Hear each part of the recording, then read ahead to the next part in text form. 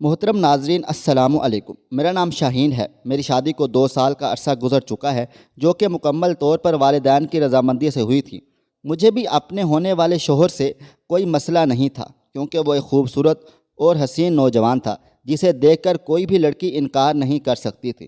شادی کا دن پہنچا تھا۔ تمام ذمہ داریاں بڑی دھوم دھام سے کی گئی تھیں۔ میرا سسرالی خاندان ایک ایسا خاندان تھا جس کے خواب ہر لڑکی دیکھتی ہے۔ تمام تر آسائشوں سے مزین محل جیسا گھر، نوکر چاکر، گاڑیاں، حتیٰ کہ زندگی کی تمام تر سہولتیں وہاں میسر تھیں۔ شادی والے دن میں تھوڑی سی گھبراہٹ کا شکار تھی، شاید کہ ہر لڑکی کی اس دن یہی کیفیت ہوتی ہے۔ میں جاوید اقبال کے گھر اپنا پہلا قدم رکھ چکی تھی۔ اس کی امی مجھے بڑے نازوں سے بہو بنا کر لائی تھی۔ آخر میں ان کی بھانجی جو تھی۔ میرے سسرال میں میرے ساس سسر کے ساتھ میری ایک نند بھی تھی، جو کہ شادی شدہ تھی، یعنی میرا سسرال کوئی لمبا چوڑا نہیں تھا۔ میں اپنے کمرے کی خوبصورتی اور اس کی سجاوٹ دیکھ کر حیران و پریشان رہ گئی تھی۔ جیسے میں تیار تھی ویسے ہی میرے کمرے کو بھی سجایا گیا تھا۔ میں نے اپنے شوہر کا انتظار کرنا تھا۔ مجھے بیڈ پر بٹھا دیا گیا۔ سب لوگ کمرے سے باہر جا چکے تھے۔ جاوید صاحب کمرے میں داخل ہوا اور وہ میری جانب بڑھا۔ میں گھونگھٹ اوڑھے بیٹھی ہوئی تھی۔ اس نے پہلے مجھے منہ دکھائی میں گولڈ کی رنگ دی اور اس کے بعد میرا گھونگھٹ اٹھایا۔ پہلے وہ مجھے غور سے دیکھتا رہا، مگر ان نظروں میں کچھ عجیب سا تھا، کچھ ایسا جو مجھے بے چین کر رہا تھا۔ چند منٹ کے وقفے کے بعد اس نے کہا، شاہین، تم مجھ سے زیادہ کی توقع مت رکھنا۔ میں حیران ہو گئی، وہ ایسا کیوں کہہ رہا ہے؟ میں نے ہمت جٹا کر پوچھا، آپ ایسا کیوں کہہ رہے ہیں؟ کہنے لگا، مجھے تم میں کوئی دلچسپی نہیں ہے۔ مجھ سے کسی قسم کی محبت یا قربت کی امید مت رکھنا۔ میرے تو جیسے حواس کھو گئے تھے۔ اس نے ایک زنانہ نزاکت سے میرا دوپٹہ اتارا اور اپنے سر کے گرد لپیٹ کر بولا، یہ دیکھو، اس دوپٹے میں تم سے زیادہ حسین و جمیل لگ رہا ہوں۔ مگر مجھ میں اسے دیکھنے کی ہمت کہاں تھی۔ وہ دوبارہ میرے قریب آ گیا اور کہا، یہ بات اس کمرے سے باہر نہیں جانی چاہیے، ورنہ تم جانتی ہو میں تمہارے ساتھ کیا کر سکتا ہوں۔ اس لیے بہتر ہوگا اس راز کو سینے میں ہمیشہ کے لیے دفن کر دو۔ میرے ماں باپ کی اپنے ماں باپ کی طرح خدمت کرنا۔ میرے معاملات میں دخل اندازی کرنے کی کوشش بھی مت کرنا۔ تمہیں اس گھر میں کسی چیز کی کمی نہیں ہوگی۔ اس کی باتیں سن کر میری آنکھیں آنسوؤں سے بھر گئی تھیں، مگر میں نے زبان پر چپ کا تالا لگا لیا۔ وہ پوچھتے ہوئے میرے پاس سے اٹھ گیا کہ تمہاری لال لپسٹک کہاں ہے؟ میرے اشارہ کرنے پر وہ دراز سے لال لپسٹک نکال کر لگانے لگا۔ میں بے جان قدموں کے ساتھ اٹھی اور ڈریسنگ روم میں جا کر لباس بدلا۔ میں واپس آ کر لیٹ گئی۔ میرے لیٹتے ہی جاوید نے کہا، یہ تمہارا بیڈ نہیں ہے، کیونکہ میں کسی عورت کو یہاں برداشت نہیں کر سکتا۔ میں نے تکیہ اٹھایا اور صوفے پر جا کر بیٹھ گئی تھی، مگر وہ رات جیسے پہاڑ جیسی تھی۔ میں ایک نامکمل انسان کی بیوی تھی۔ یہ خیال آتے ہی مجھے کچھ ہونے لگتا۔ میرے دیکھتے ہی دیکھتے وہ عورت کی طرح تیار ہوا، اپنا ریشمی لباس پہنا، ساتھ ہی میرا لال دوپٹہ اوڑھ لیا اور بیڈ پر لیٹ گیا۔ تھوڑی ہی دیر بعد جب میں نے دیکھا تو وہ سو چکا تھا۔ میری ساری رات آنکھوں میں ہی کٹ گئی۔ نیند آنے ہی لگی تھی کہ فجر کی اذانیں شروع ہونے لگیں۔ میں نے نماز پڑھی اور دوبارہ لیٹ گئی۔ اتنے میں جاوید جاگ گیا۔ جاگتے ہی اس نے مجھ سے پہلا سوال یہی کیا کہ تم نے میرے کپڑے نہیں نکالے؟ اسے کوئی خیال نہیں تھا کہ میں اس کی نئی نویلی دلہن ہوں۔ خیر، میں فوراً اٹھی اور الماری میں سے اس کے کپڑے دیکھنے لگ گئی تھی۔ جو سوٹ مجھے جاوید کی مناسبت سے صحیح لگا تھا میں نے نکال کر دے دیا، مگر میں نے کپڑے پکڑاتے ہوئے اس سے ایک سوال کیا، آج تو آپ نے ولیمے میں بھی جانا ہے؟ اس نے کہا، میرے آفس میں شادی سے زیادہ ضروری کام ہے، تقریب میں وقت پر پہنچ جاؤں گا۔ آئندہ مجھ سے سوال جواب مت کرنا۔ میری چیزیں مجھے ہمیشہ وقت پر چاہیے۔ پھر وہ آفس چلا گیا اور شام کو ولیمے کی تقریب کے لیے مجھے تیار کروایا گیا، مگر میرے دل کو کسی بھی بناؤ سنگھار میں دلچسپی نہیں رہی تھی۔ جب مجھے اسٹیج پر بٹھا دیا گیا تو وہ وہاں سے پہلے موجود تھا۔ بڑے پیار سے اس نے میرا ہاتھ تھام کر مجھے اپنے ساتھ بٹھایا، جو کہ میرے لیے بڑا حیرت انگیز تھا۔ لوگوں کا مجمع لگا ہوا تھا، سب لوگ آ کر باری باری مل رہے تھے۔ اس کے دوست، رشتہ دار اور تقریباً سبھی سے ملاقات ہوئی۔ تھوڑی دیر کے بعد ایک اجنبی مگر قابل قبول چہرہ جاوید کے پاس آیا، اسے سلام کیا اور گلے لگا لیا، ساتھ ہی مجھے بھی سلام کیا۔ جاوید نے مجھے بتایا کہ یہ بھی اس کا دوست ہے۔ اس نے شادی کا تحفہ میرے ہاتھ میں دیا اور جاوید سے نظریں بچاتے ہوئے دھیمی آواز میں کہہ دیا کہ بھابھی یہ تحفہ اکیلے میں بیٹھ کر دیکھیے گا۔ مجھے یہ سب کچھ عجیب سا لگا تھا۔ جاوید کے باقی تمام دوستوں نے تحفے جاوید کے ہاتھ میں تھمائے تھے۔ تقریب ختم ہوئی تو سب لوگ اپنے گھر کو چلے گئے۔ ہم بھی گھر واپس آ گئے تھے۔ گزشتہ رات کی طرح یہ رات بھی گزر گئی، مگر مجھے ایک چیز کا اندازہ ہو گیا تھا کہ میرا شوہر حد درجے کا منافق ہے۔ دنیا کے سامنے اس کا روپ اور ہوتا ہے اور بند کمرے میں اس کا روپ اور ہے۔ پھر زندگی ایک روٹین سے چلنے لگی۔ وہ صبح آفس چلا جاتا، میرا سارا وقت اس کی امی کے ساتھ گزرتا۔ کوئی نہیں جانتا تھا کہ ہم دونوں کے درمیان کیا چل رہا ہے۔ ایک دن اچانک دروازے پر گھنٹی بجی۔ ملازم نے بتایا کہ جاوید صاحب کا کوئی دوست اور ان کی والدہ آئی ہیں۔ جب وہ اندر آیا تو مجھے وہ چہرہ جانا پہچانا سا لگا۔ ذہن پر زور ڈالنے سے معلوم ہوا یہ تو وہی شخص ہے جس نے میرے ہاتھ میں تحفہ دیا تھا۔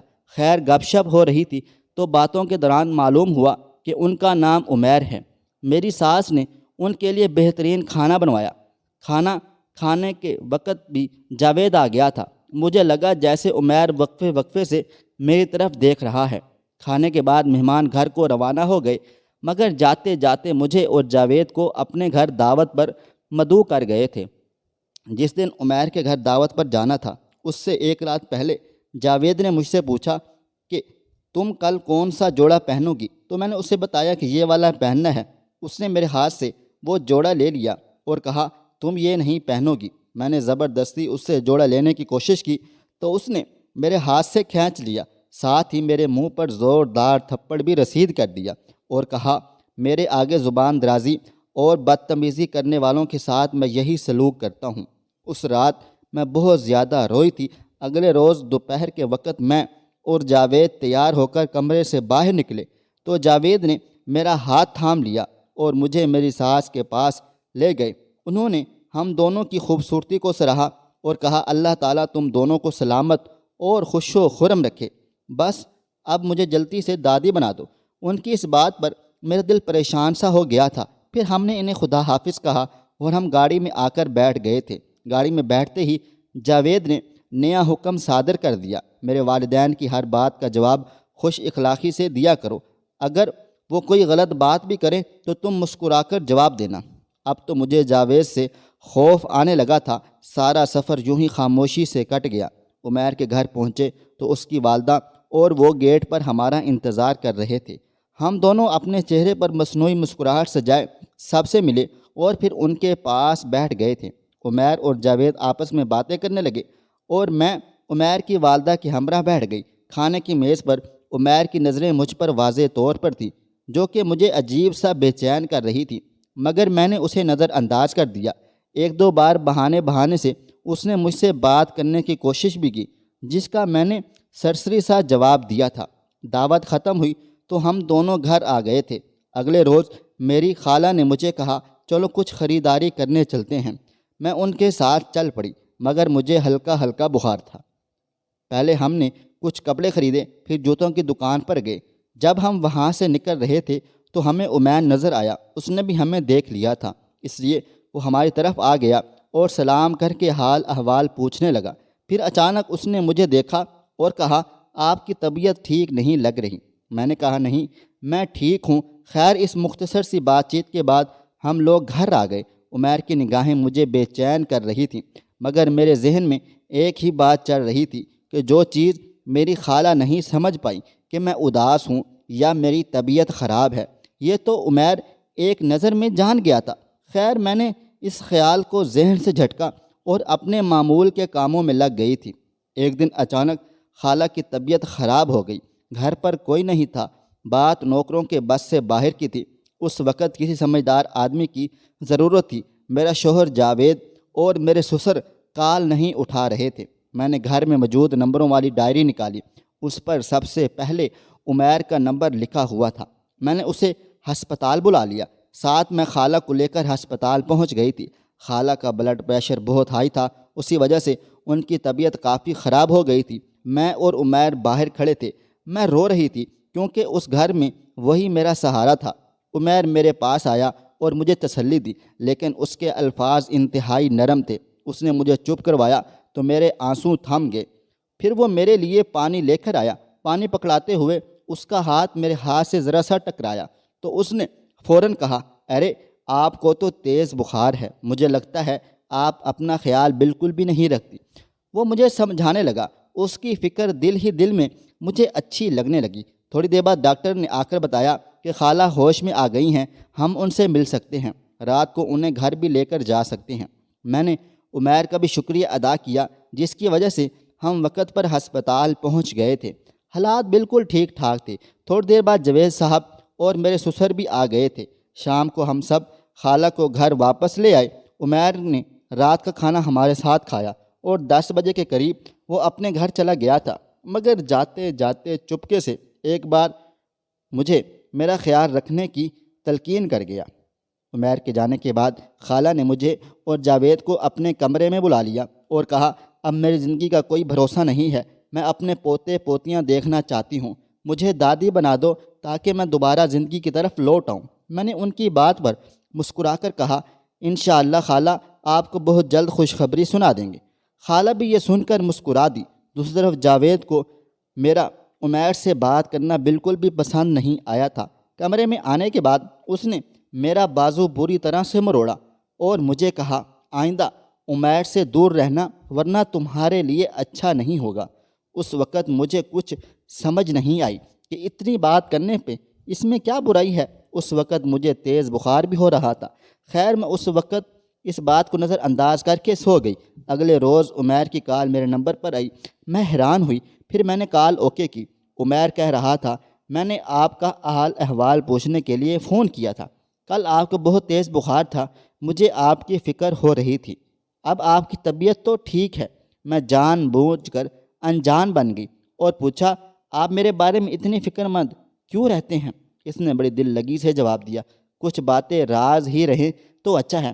خیر حال چال پوچھنے کے بعد میں نے اللہ حافظ کہہ دیا۔ 2-3 دن بعد عمیر نے مجھے دوبارہ کال کی اور کہا کہ آپ سے بہت ضروری بات کرنی ہے، اگر آپ مجھ سے باہر ملیں گی تو بات اچھے سے ہوگی۔ اس نے مجھے یاد دلایا کہ ولیمے والے دن اس نے مجھے ایک گفٹ دیا تھا۔ میں نے اسے بتایا کہ وہ میں نے ابھی تک کھول کر نہیں دیکھا، مگر اب ضرور کھول کر دیکھوں گی۔ عمیر نے ایک بار پھر باہر ملنے کو کہا۔ میں نے بھی اس کا دل رکھنے کے لیے حامی بھر لی، مگر میرا کوئی ارادہ نہیں تھا کہ میں اس طرح عمیر سے جا کر ملوں گی۔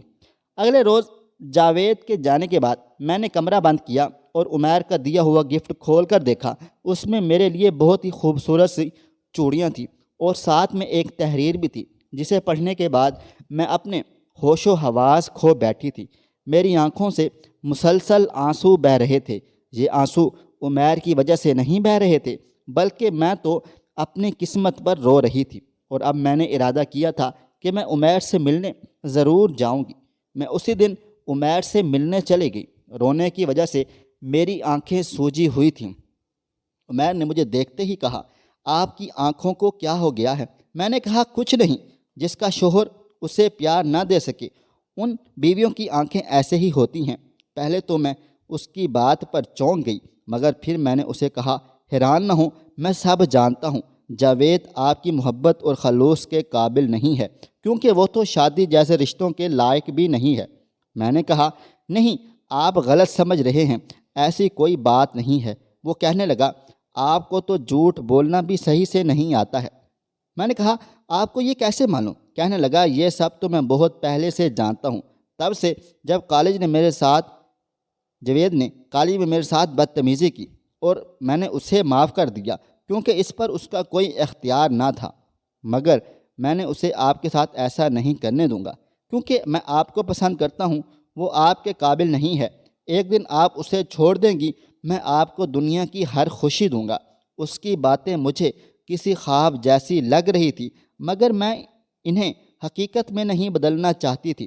ساتھ ہی مجھے جاوید کی وہ تنبیہ بھی یاد آ گئی جب اس نے مجھے عمیر سے بات کرنے سے سختی سے روکا تھا۔ مجھے جاوید کے اس قدر بھڑکنے کی وجہ بھی معلوم ہو گئی تھی، کیونکہ شادی والی رات حرکت کی وجہ سے میرے دل میں اس کی کوئی عزت باقی نہ رہی تھی۔ میں نے عمیر کا ہاتھ تھام لیا اور کہا، فی الحال تو جاوید نے مجھے نہیں چھوڑا، مگر تمہارا فکر کرنا اور میرا خیال رکھنا، مشکل وقت میں میرا ساتھ دینا میرے لیے اس سے بڑی کوئی بات نہیں ہے۔ مشکل وقت میں تمہارا ساتھ دینے سے میرا حوصلہ اور ہمت بڑھ گیا ہے۔ خیر، کافی پیار محبت کی باتیں ہوتی رہیں۔ گھر آ کر بھی اس کا خیال میرے چہرے پر مسکراہٹ لے آتا۔ جاوید کا لڑنا جھگڑنا اب کچھ بھی محسوس نہ ہوتا۔ شادی کو 1 سال ہونے والا تھا۔ میں اور جاوید کسی بھی تقریب میں جاتے تو لوگ پہلے بچے کا سوال پوچھتے، جسے سن کر مجھے بالکل بھی برا نہ لگتا تھا، کیونکہ بچے کا مطالبہ اسے اپنی ہی کمزوری محسوس ہوتا تھا۔ اب بس مجھے جاوید کی محبت کی بھی پرواہ نہیں تھی۔ اب جب بھی موقع ملتا میں عمیر سے ملنے چلی جاتی۔ تقریباً 6 ماہ ایسے ہی چلتا رہا۔ ایک دن اچانک میری طبیعت خراب ہو گئی تھی۔ جاوید گھر پر تھا۔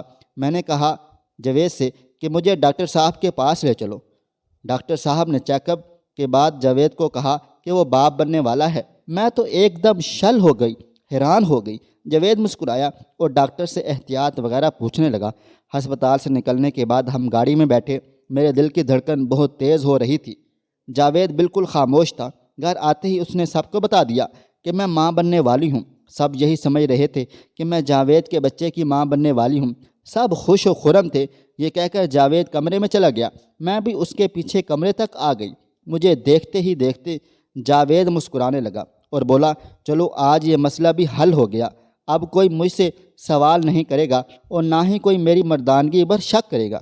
میں اس کی بات سن کر پریشان ہو گئی۔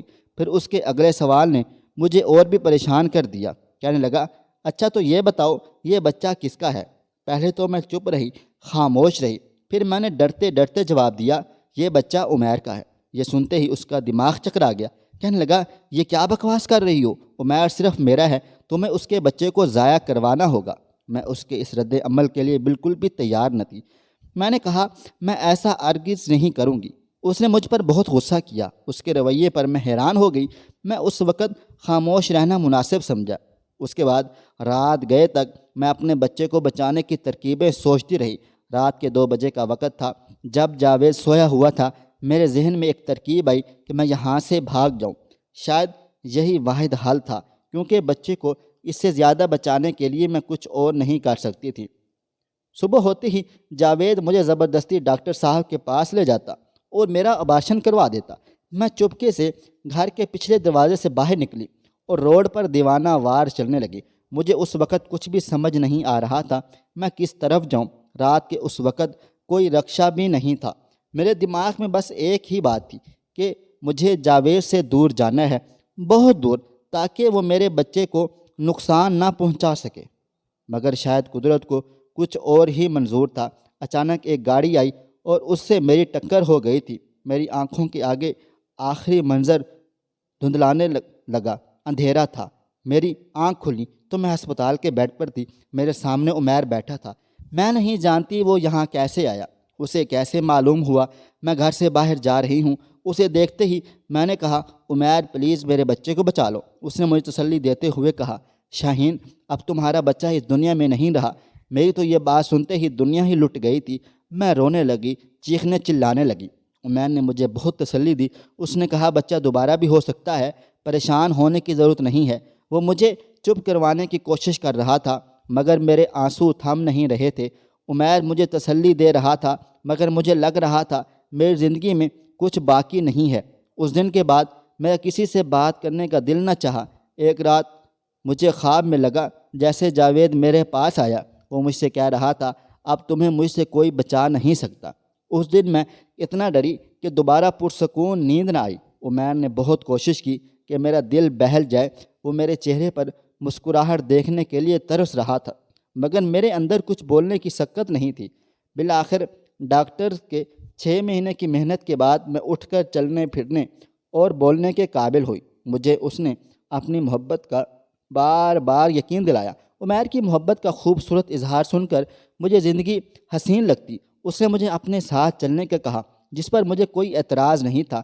میں نے اسے کہا، تمہارے گھر والے نہیں مانیں گے، مگر اس نے مجھے یہ خوشخبری سنا کر ایک بار پھر زندگی کی امید دے دی کہ وہ اپنے گھر والوں کو پہلے ہی منا چکا ہے۔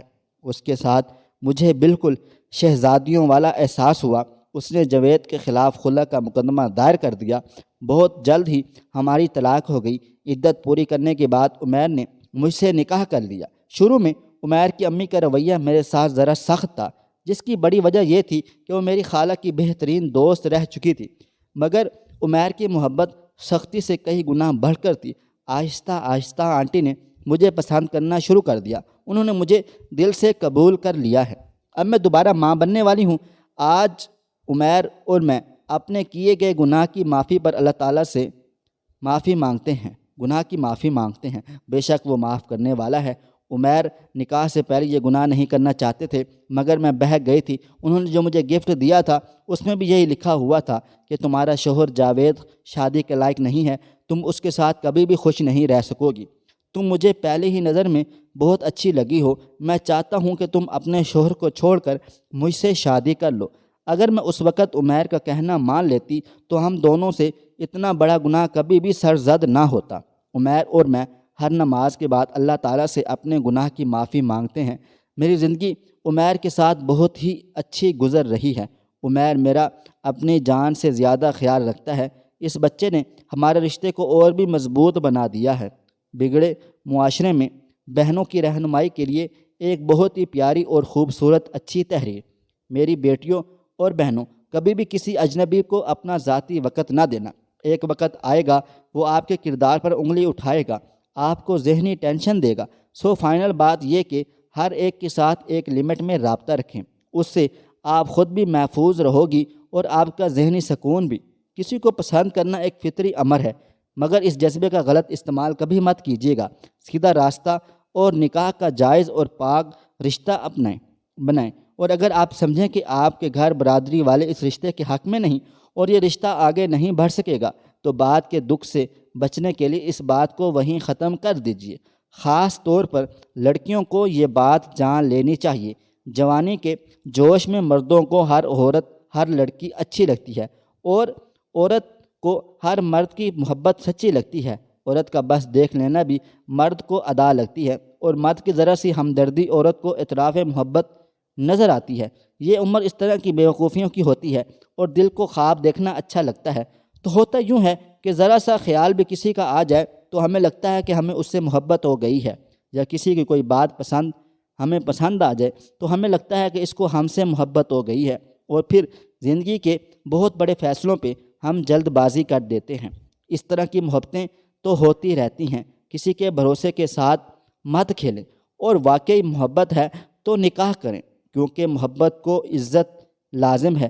باقی جسمانی خواہشات کو محبت کا نام ہرگز نہ دیں، کہ مرد جس عورت کو سچے دل سے چاہتا ہے اسے اپنی عزت مانتا ہے اور بناتا ہے، سب سے چھپا کر رکھتا ہے، اس پر کسی دوسرے کی نظر نہیں پڑنے دیتا، اور اگر وہ ایسا نہیں کرتا تو اس کا مطلب یہ کہ وہ اس عورت کے دل میں نہیں اتری، صرف دکھاوے کی چیز ہے، جو دوستوں میں خود کی اہمیت بڑھانے کے لیے استعمال کی جاتی ہے، کہ میرے پاس بھی دل بہلاوے کے لیے ایک اچھی چیز ہے۔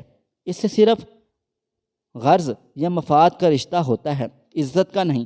اللہ پاک سے دعا ہے اللہ پاک ہر بیٹی کی، ہر بہن کی عزت کی حفاظت فرمائے اور اپنا مقام سمجھنے کی توفیق عطا فرمائے۔ آمین ثم آمین یا رب العالمین۔ خواہش صرف اتنی ہے کہ کچھ الفاظ لکھوں جس سے کوئی گمراہی کے راستے پہ جاتے جاتے رک جائے، اور نہ بھی رکے تو سوچ میں ضرور پڑ جائے۔ دوستو، امید کرتا ہوں کہ آپ کو یہ ہماری کہانی پسند آئی ہوگی۔ کہانی پسند آئی ہو تو ویڈیو کو لائک کریں، کومنٹس کریں، شیئر کرنا بالکل بھی نہ بھولیں، اور ہاں، اگر آپ لوگ اس چینل پر نئے ہیں تو اس چینل کو سبسکرائب ضرور کر لیں اور نوٹیفیکیشن کو ضرور دبا دیں، تاکہ آنے والی کہانی سب سے پہلے آپ کو مل سکے۔ ملتے ہیں کل ایک نئی اور دلچسپ کہانی کے ساتھ، تب تک اپنا ڈھیر سارا خیال رکھیے گا۔ اللہ حافظ۔